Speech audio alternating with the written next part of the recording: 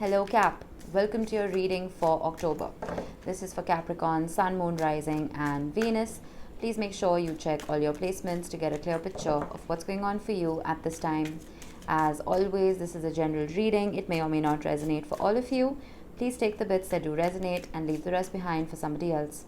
Now, these are going to be very esoteric readings this month, not just because we are in Halloween or Samhain season, but because this is a great time for us to prepare for transformation that hits us when eclipse and Scorpio season starts around the 23rd of October. All right, so bear with me. I'm sure there will be a message in here that you will resonate with. Oh, goodness. We have mischief. Keep your eyelids open and sight sharp as nails, for there is something trailing behind your tail. I don't know why that cracked me up. I will consult the book because these cards are new for me, but let me pull all your oracles first and then we will move on to your tarot. Your archetype is the prayer. Beautiful. I love this card. And finally, let's get you one of these. Protection. Strong protective magic for the family and the home. Who else got this? Someone before you got this, and I mentioned black tourmaline if you're into crystals. Okay, let's talk about these. Now, when it comes to mischief, I'm going to read a few bits of this from the book. Now, it says Samhain isn't just about dark energy, loved ones who have passed, and things that go bump in the night. There is a fun, playful aspect to Samhain as well, a bit of naughtiness and a touch of cunning. There's an element of mischief to the night of Samhain. Trick-or-treating isn't just about candy. The trick comes from an ancient Samhain tradition when villagers would disguise themselves in animal skins to scare away the demons, ghouls and goblins that were free to roam the earth for one night every year, often playing cruel tricks on humans. We humans are clever though and have found a way to keep the goblins at bay. Not all tricks are fun, however, at least not to all involved. Tricks and mischief can be mean-spirited and cruel at times. One must keep a lookout for those who find fun at the expense of others. Pulling mischief can mean a need to adopt a smarter approach to your situation. You may need to get creative to get what you want. You may even have to play a trick or two to get the outcome you desire. Be open-minded about how to overcome your challenges and, if possible, approach your situation with a bit of fun. Problems are serious, but that doesn't mean a bit of silliness can't help you see it in a new way. I love this card. It's funny. So I feel like there's a creativity here that needs to happen. I'm almost getting a mixture of the Devil card and the King of Wands. Having your eyes set on something, and when you feel like you're not being able to get the desired outcome, you flip the story just a tiny bit. Make sure you're not being cruel to anybody. Make sure you're not being mean-spirited to anybody. But in that little bit of playfulness, you may find things shifting in your favor. All right? Now, the prayer is a very contrasting energy. It's quite hilarious. But I guess that's the beauty of Libra season. That is the duality. That is the balance. Balancing different parts of our personalities and different archetypes. The prayer talks about worship, reverence and homage. What is a prayer?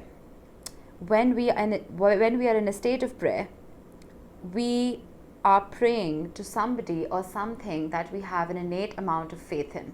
It could be the universe, it could be God, it could be your spirit guides, it could be your ancestors, it could be anything. But the practice of prayer has been with us since the dawn of time as a remedy for the omnipresent self-centered thinking that spins us towards illusion. Prayer leads us beyond our ego. That is so important as we move from our little story to the big one. Some say we are in a state of prayer anytime we are not the center of our own thoughts. Others say prayer is a natural result of gratitude. Perhaps it is simply surrender or service. Whatever prayer is for you, this card reminds us of its importance. Get quiet, low, humble and soft. Bow and touch the ground as your heart lifts to the sky. Though it may be uncomfortable, it is time. Nothing else will do. Meditate. Pray. Show gratitude for everything that you have. I feel like everything doesn't need to be,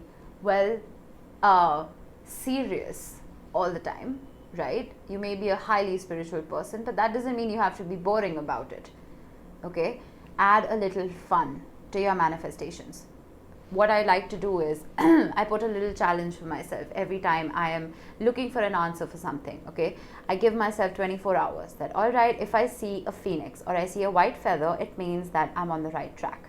It's a little game that I play, right? So I'm getting mischief in the sense of not wanting to play tricks on anybody, but almost making your rituals a little more colorful.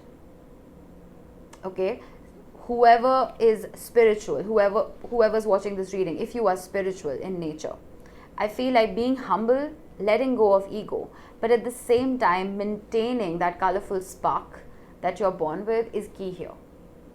All right, now when it comes to protection, I'm going to hold this up. You may want to take a screenshot and you may want to draw this symbol out, or you can just print it out and start using it. I'm going to explain a visualization that the book mentions. It's quite interesting.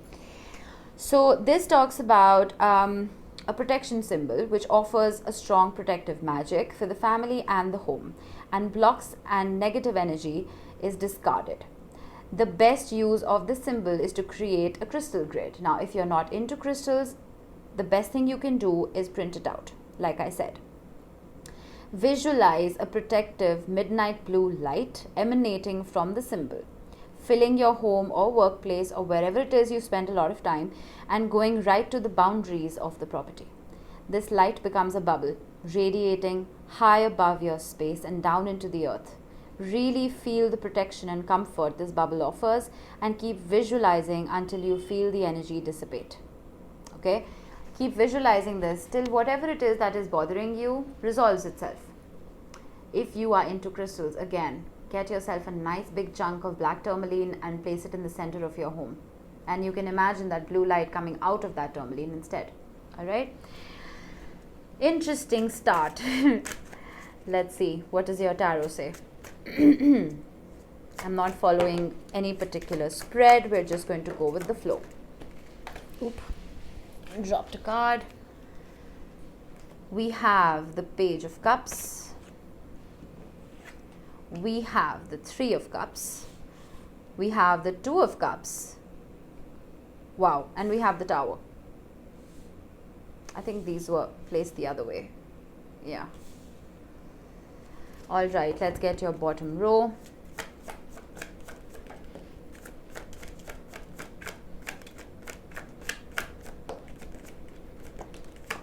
Cards are a little hesitant.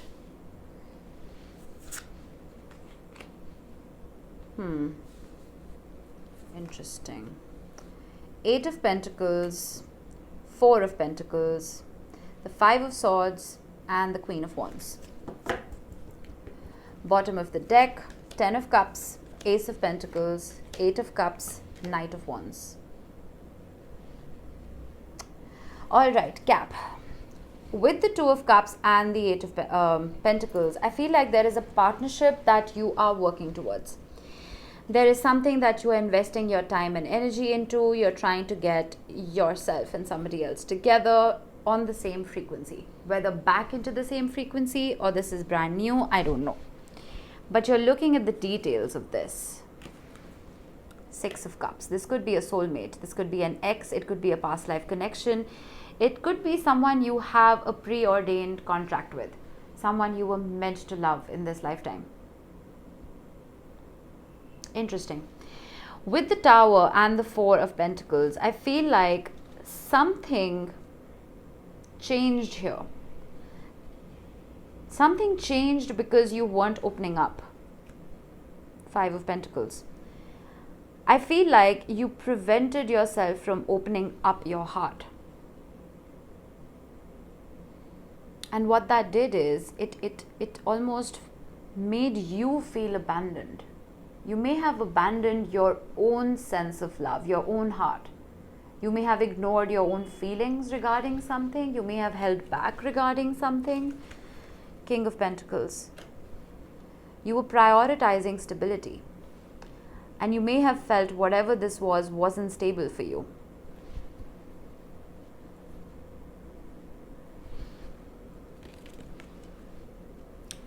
But you want to see success in this. I feel like there's a change.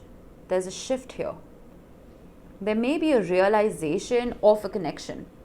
something that you held yourself back from, made you feel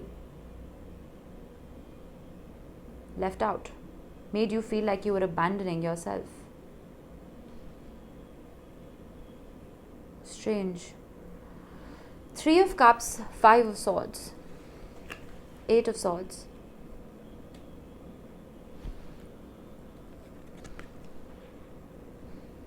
Four of Swords. You're healing from something. There could have been another energy involved here. With the 3 of Cups, I'm getting that now you see your priority here is the 2 of Cups. That soul connection. The 6 of Cups, something that you're working on, something that you want to be seen in. But I feel like there could have been another energy affecting this connection. Whether this was another romantic partner, it was a family member, it was social constructs, ideologies, religion, whatever. But it put you in your head. But you're healing from this now. Ace of Wands. You want to start afresh. I feel like you want to let this go. Whatever this dynamic was, whatever this discomfort was, I feel like you want to let this go. Page of Cups, Queen of Wands, the Sun. There's someone who brings you a lot of joy. A whole lot of joy. They light up your world.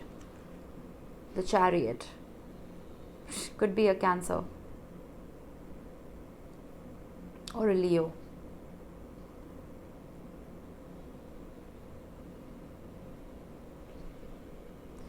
There may be an apology that is due, either from you to them or from them to you. But there's a realization of this soul connection. The Queen of Pentacles. This is your divine counterpart. This is somebody who wants that stability with you as well. The King and the Queen of Pentacles together.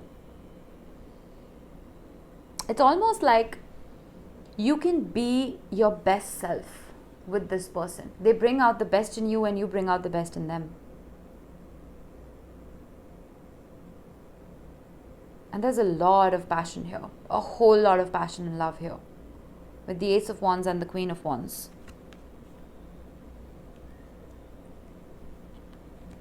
The Hierophant popped up. The Magician. The Moon. The Emperor. Okay, what? That's a lot of major arcana right there. All together. With the Empress, I feel like this is, well, again, your divine counterpart. It is someone who wants to nurture you, who wants to protect you. With the Moon, again, it could be a Pisces or a Cancer, but it is someone your intuition is begging you to almost look at. With the Magician and the Hierophant, you are manifesting a higher level of commitment with this person. There's fast-paced movement that wants to happen here. I feel like if anything was stuck, I had seen the Hanged Man at the bottom of the deck. I didn't mention it. I didn't feel I needed to. But it showed itself to me for a reason. If things were stuck, I feel like they're going to start moving again. They want to start moving again. 8 of Cups, Knight of Wands. I'm almost getting that energy of, where we all enter this energy of mischief, where we want to have fun, we want to have a good time, we want to date around, right? Passion is key. Passion is priority.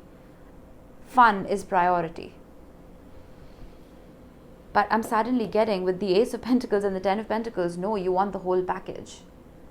You're walking away from in and out energy. That's what you want. You want the Hierophant. I'm almost feeling like to get whatever it is that you want, you're going to be a little mischievous about it. You're not going about it directly. There's a game that you're playing here. It's not a cruel game. I'm not getting that. There's something that you're planning. Now, energy can be reversed. This could be the other person planning something towards you. But there's a reverence here. There's respect here. There's humbleness. There's no ego in this. There's a reason the Empress showed up and not the Emperor. The Empress is Venusian energy. It's loving, it's kind, it's compassionate. The Ace of Pentacles is a seed that is given. It is not the whole 9 yards. It is a seed that is given that needs to be invested, needs to be worked upon, which you're willing to do. And the universe is almost giving you a snippet to the future that, well, you did good. You made the most of this opportunity. I see you making the most of something. This is an opportunity for you to bring this soul tie into fruition.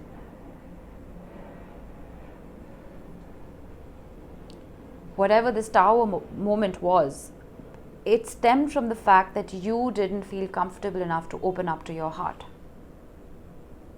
But I see you opening up to it now.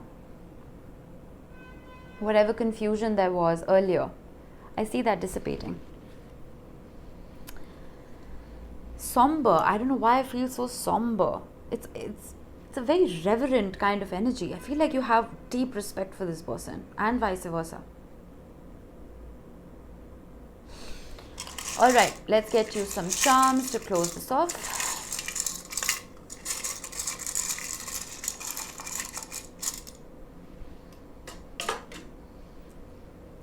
We have D, U, and S. These could be your initials, they could be the initials of someone you're dealing with. And we have an aircraft. I'm tempted to get a couple more. I feel like these aren't enough. The aircraft could suggest that this is a long distance relationship. It could suggest that you need to travel to see each other, and there may be travel coming in. It's possible.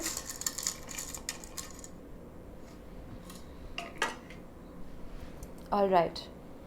We have C and F, more initials. Could be yours, could be the initials of someone you're dealing with, doesn't have to be. We have Scorpio. You could have Scorpio heavily in your chart. You could be dealing with someone who does. Tree of Life, that's important. You want to set roots with this person. That's why the King and the Queen of Pentacles have shown up together. This is someone who grounds you, which is why the home is showing up. You know, someone who feels like home to you. Someone who helps you feel protected and safe. Safety pin, mending. Something needs to be mended here, which is why the Page of Cups showed up.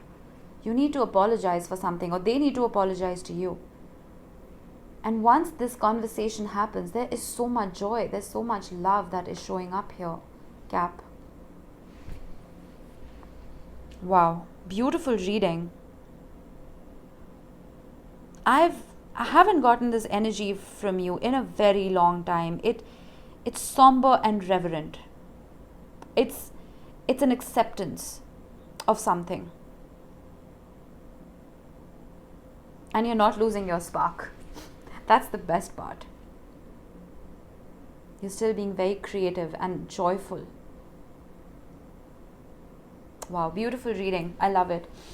I hope this helped, Cap. I will see you in the next one. Bye-bye.